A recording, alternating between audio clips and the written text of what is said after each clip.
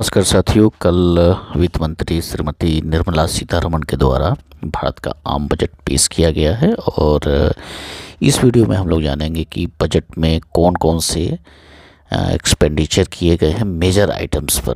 तो आगे बढ़ने से पहले एक बार पुनः आप सभी मित्रों से मैं अनुरोध करूंगा कि जो भी मित्र चैनल पर नए हों कृपया करके चैनल को सब्सक्राइब अवश्य करेंगे, लाइक करेंगे, शेयर करेंगे तथा अपना कमेंट्स करना नहीं भूलेंगे। भारत के आम बजट का जो सबसे बड़ा हिस्सा है वो डिफेंस का हिस्सा है और इसमें कुल जीडीपी का 8% रखा गया है। इस साल का जो बजट है वो है 6,80,210 लाख करोड़ का और पिछले साल का जो बजट था 6.22 से उससे मामूली वृद्धि की गई है और रक्षा बजट में कुल 9.53% की वृद्धि करते हुए इस साल अर्थात 2025-26 के लिए एलोकेट किया गया है। दूसरा सबसे बड़ा जो हिस्सा है वो है रूरल डेवलपमेंट का और इसमें 2,66,817 करोड़ रुपया इसके लिए एलोकेट किया गया है। तीसरा जो सबसे बड़ा हिस्सा है वो होम अफेयर्स का है और इसमें भारत की आंतरिक सुरक्षा आती है जिसमें पुलिस व्यवस्था तथा पैरामिलिट्री फोर्सेस आदि को सम्मिलित किया जाता है। इसमें कुल 2,33,211 करोड़ का एलोकेट किया गया है इसमें।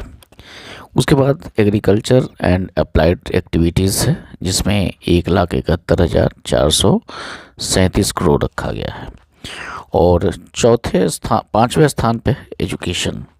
तो एजुकेशन में रखा गया है 1,28,650 रखा गया है। इसमें 6.22% की वृद्धि की गई है पिछले साल का जो बजट रखा गया है उससे। तो इसमें हम लोग थोड़ा सा विस्तार पर बात करेंगे एजुकेशन वाले एलोकेशन पर। तो 6.22% की वृद्धि के साथ इस साल का शिक्षा का बजट को पेश किया गया है जिसमें अगले 5 वर्षों में सरकारी स्कूलों में 50,000 अटल ट्रिंकलिंग प्रयोगशालाएं स्थापित की जाएगी। 50,000 अटल ट्रिंकलिंग प्रयोगशालाएं स्थापित की जाएगी। इसके अलावा अगले 3 वर्षों में भारत नेट के तहत सभी सरकारी माध्यमिक विद्यालयों में ब्रॉडबैंड की कनेक्टिविटी को प्रदान की जाएगी। बहुत ही अच्छी योजना है।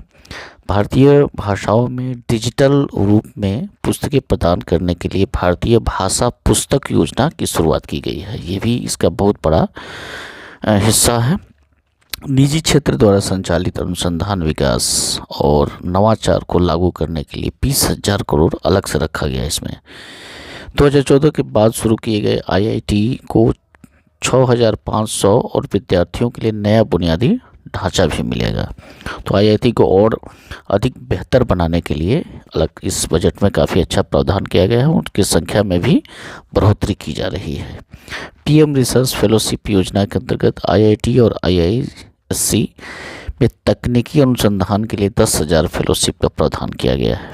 इसके अतिरिक्त make for India, make for the world विनिर्माण के लिए युवाओं को कौशल से लैस करने के लिए 5 राष्ट्रीय कौशल उत्कृष्टता केंद्र को स्थापित किया गया है।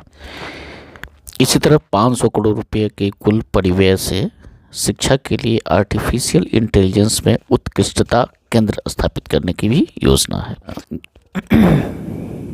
ज्ञान भारतम मिशन के तहत 1 करोड़ से अधिक पांडुलिपियों को संरक्षित किया जाएगा और ज्ञान साझा करने के लिए भारतीय ज्ञान प्रणालियों के लिए राष्ट्रीय डिजिटल रिपोजिटरी का भी स्थापना इस बजट में की गई है। एजुकेशन का बजट इस साल का काफ़ी प्रभावी बजट दिख रहा है। इसके बाद जो बजट का बड़ा भाग है वो है हेल्थ सेक्टर के लिए। हेल्थ सेक्टर में है 98,311 लाख करोड़ का है। इसी तरह अर्बन डेवलपमेंट में 96,777 लाख करोड़ का है। आईटी और टेलीकॉम में बहुत बड़ा वृद्धि की गई है इसमें 95,298 और भारत नेट में 238% की वृद्धि की गई है। भारत नेट के द्वारा अगले साल से हर एक गांव में, भारत के हर एक गांव में हाई स्पीड 5G डाटा को पहुंचाने का लक्ष्य रखा गया है। तो इसलिए IT और टेलीकॉम में एक अच्छा खासा बजट में प्रावधान यहाँ देखने को मिल रहा है। इसके बाद फिर एनर्जी है। तो एनर्जी में 81,171 करोड़ का लाख करोड़ का एलोकेशन किया गया है इसमें। इसी तरह कॉमर्स और इंडस्ट्री है तो इसमें 65,553 लाख करोड़ का एलोकेट किया गया है।